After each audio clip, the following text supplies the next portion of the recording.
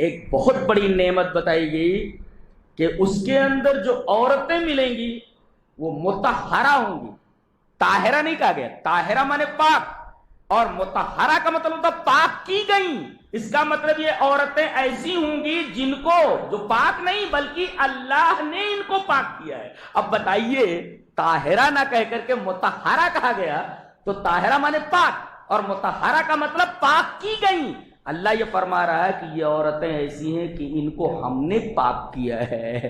اب اللہ کسی کو پاک کرے تو کوئی بھی قسم کی گندگی اس تک پہنچ سکتی ہے. اب مطہرہ کس چیز سے پاک کی گئی ہیں اس کو حذف کر دیا گیا. تمام عیب سے پاک، گندگی سے پاک، میل کچیل سے پاک، بدبو سے پاک، تمام چیزوں سے پاک کر دیا گیا.